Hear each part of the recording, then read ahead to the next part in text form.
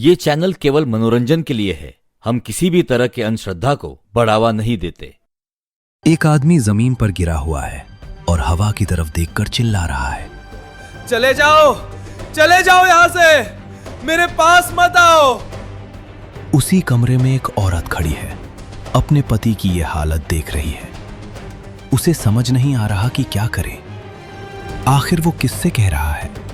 क्या वो पागल हो गया है या फिर कोई राज है? आइए देखते हैं आज की कहानी में आगे क्या होता है। शाम धीरे धीरे रात में बदल रही थी। कच्चे घर के अंदर मिट्टी के चूल्हे से आती हल्की सी गर्मी थी।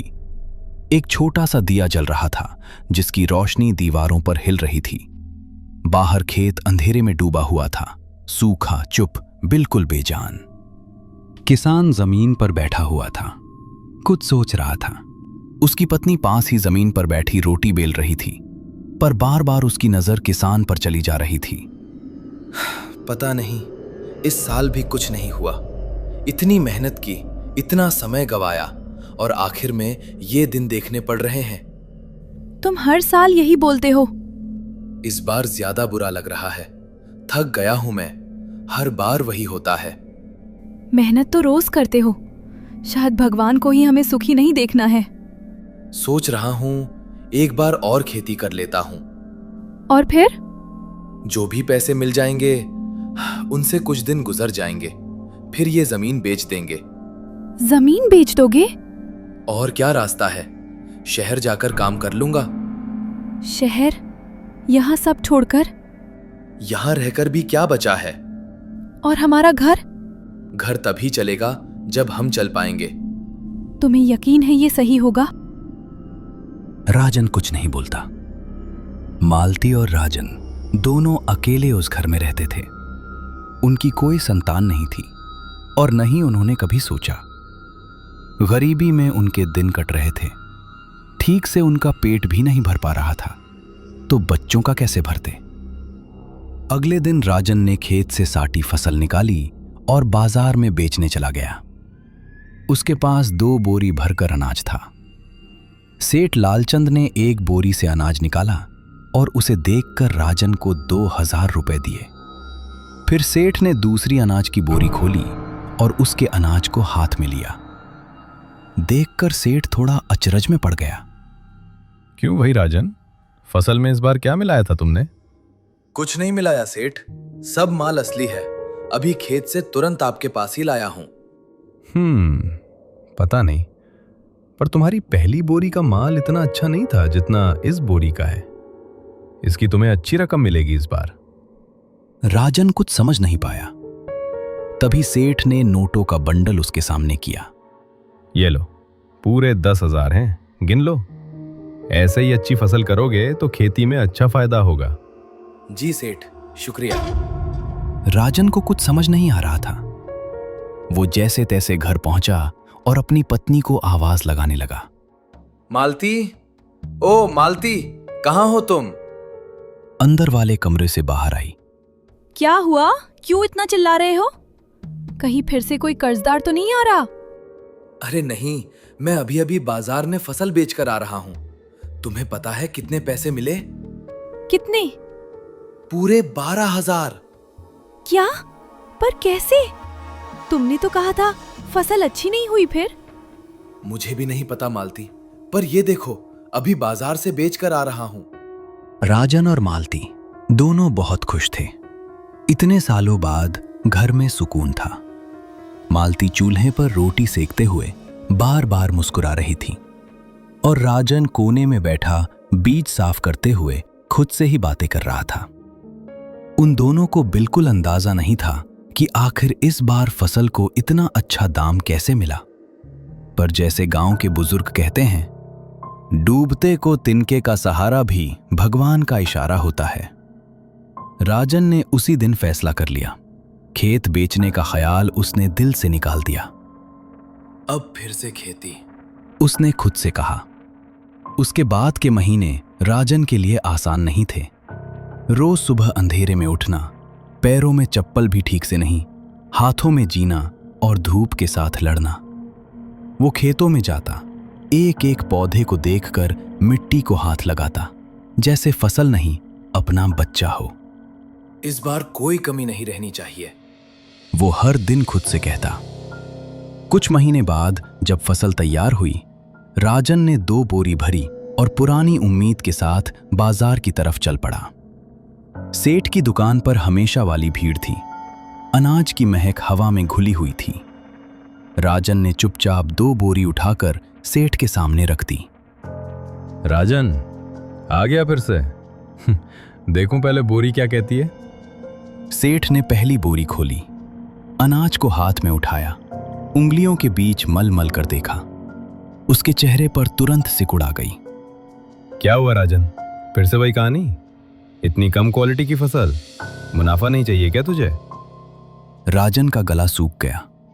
उसने धीरे से कहा, नहीं सेठ, ऐसा कुछ नहीं है। आप एक बार दूसरी बोरी भी देख लीजिए, शायद उसमें कुछ हो। सेठ ने पहली बार राजन की तरफ देखा। आंखों में शक था। ठीक है, रुको देख लेता। सेठ ने दूसरी बोरी खोली। जैसे ही अनाज हाथ में आया, उसकी उंगलियां रुक गईं। अनाज चमक रहा था, साफ, भरा भरा, बेदाग। सेठ ने गहरी सांस ली। एक हल्की सी मुस्कुराहट उसके चेहरे पर आ गई, पर सिर्फ एक पल के लिए। अगले ही सेकंड उसकी आंखों में टेढ़ी सी नजर छलक आई। राजन, ये क्या मजाक है? एक बोरी इतनी घटिया क्वालिटी की और एक बोरी इतनी शानदार। किसे बेवकूफ बना रहा है? हाँ? एक राजन के हाथ कांपने लगे। नहीं सेठ, मैं भला ऐसा क्यों करूंगा? जैसी फसल खेत से निकली, मैं सीधा आपके पास ही ले आया। कुछ भी छुपाया नहीं है मैंने। मुझे ये सब नहीं पता, पर याद रख, अगली बार अगर ऐसा किया ना, तो दोनों बोरियों का पैसा मैं कम क्वालिटी के हिसाब से ही दूंगा। बाजार में एक पल के लिए सन्नाटा सा हो गया। समझे? राजन ने तुरंत सिर झुका लिया। जी मालिक, गलती हो गई, मुझे माफ कर दीजिए। अगली बार ऐसा नहीं होगा। कृपया इस बार का हिसाब बता दीजिए। ये लो, पूरे 20,000। अगली बार नहीं दूंगा, याद रखना। राजन पैसे लेकर पीछे हटा। उसका चेहरा शांत था, पर अंदर कहीं कुछ टूट रहा था। बाजार से निकलते वक्त उसने एक बार पलटकर सेठ की दुकान देखी, जैसे समझने की कोशिश कर रहा हो कि ये खेल सिर्फ अनाज का है या कुछ और भी। राजन बाजार से निकलकर धीरे धीरे घर की तरफ चल रहा था। हाथ में पैसों की गड्डी थी, लेकिन मन में सुकून बिल्कुल नहीं था। उसके कदम चल रहे थे, पर दिमाग वहीं अटका हुआ था। ऐसा कैसे हो सकता है? उसने अपने आप से कहा।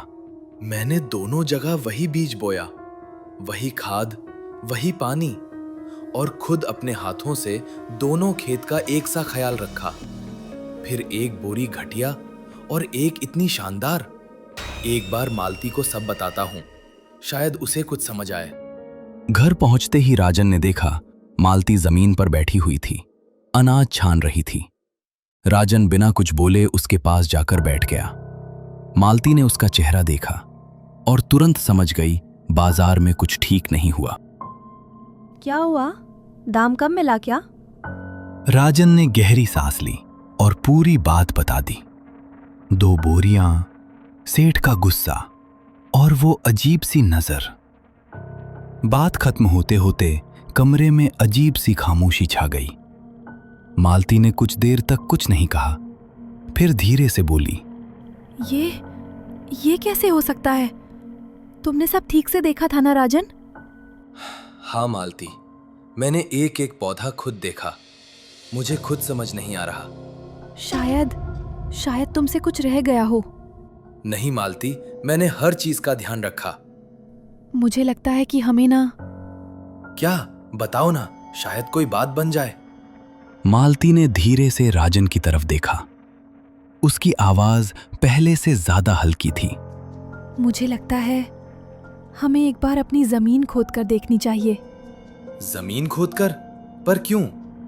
बस मुझे लगता है वहां कुछ है जो हमें दिख नहीं रहा। उस पल कमरे में हवा भी जैसे ठंडी हो गई। राजन को याद आया खेत का वो हिस्सा जहां से हमेशा अजीब सी नमी आती थी, जहां रात को जानवर भी नहीं जाते थे। राजन ने कुछ नहीं कहा, बस धीरे से सिर हिला दिया। उस रात दोनों चुपचाप सो गए, लेकिन नींद किसी की आंखों में नहीं थी, क्योंकि अब दोनों को लग रहा था मसला फसल का नहीं, जमीन के नीचे कुछ और ही था। अगला दिन सुबह से ही अजीब था। आसमान बिल्कुल साफ था, पर राजन के मन में बादल छाए हुए थे। राजन फावड़ा उठाए अपनी जमीन खोदने के लिए निकला। इस बार अकेला नहीं था, मालती भी उसके साथ थी। दोनों चुपचाप खेत तक पहुंचे। न कोई बात, न कोई आवाज, सिर्फ मिट्टी पर पड़ते उनके कदमों की धप-धप। खेत के बीच पहुंचकर राजन रुक गया। मालती, तुम यहीं पेड़ की छांव में बैठो, मैं जाकर खोदना शुरू करता हूं। मालती ने बिना कुछ कहे सिर हिला दिया। उसकी नजर राजन पर टिकी हुई थी, जैसे उसे किसी अनजाने डर का एहसास हो। राजन ने फावड़ा उठाया और धीरे धीरे मिट्टी हटानी शुरू की। फावड़े की ठक ठक खेत की खामोशी तोड़ रही थी। 1 घंटा बीत गया, पसीना उसके चेहरे से टपकने लगा। 2 घंटे बीत गए, हाथ कांपने लगे, सांस भारी हो चुकी थी। सुबह से काम करते करते अब राजन की ताकत जवाब देने लगी थी। खेत का लगभग पूरा हिस्सा खोद चुका था, लेकिन कुछ भी अलग नहीं मिला। राजन ने एक गहरी सांस ली और फावड़ा फिर उठाया, और तभी ठक, फावड़ा किसी सख्त चीज से टकराया। राजन रुक गया। उसने दोबारा जोर लगाया, फिर वही आवाज, पर इस बार सिर्फ आवाज नहीं थी। अचानक हवा में एक अजीब सी बदबू फैलने लगी, ऐसी बदबू जो मिट्टी की नहीं होती। राजन ने नाक सिकोड़ी। उसका दिल जोर से धड़कने लगा। मालती, यहां आओ, यहां कुछ है। मालती तुरंत खड़ी हो गई और भागते हुए उसके पास आई। दोनों ने मिलकर हाथों से मिट्टी हटानी शुरू की। जैसे जैसे मिट्टी हट रही थी, बदबू और तेज होती जा रही थी। मालती ने एक पल के लिए सांस रोक ली। राजन, ये मिट्टी इतनी गीली क्यों है? राजन ने कुछ नहीं कहा, और तब जब आखिरी परत हटी, मिट्टी के नीचे कोई पत्थर नहीं था, कोई पुराना घड़ा नहीं था, बल्कि एक कंकाल था, सड़ चुका, आधी मिट्टी में धंसा हुआ, कपड़े फटे हुए और शरीर बिल्कुल बेजान। लगभग सारा मांस जमीन ने निगल लिया था और अब बस कुछ कंकाल ही बचे थे। मालती की चीख गले में ही अटक गई। उसके पैर लड़खड़ा गए। राजन, ये इंसान है?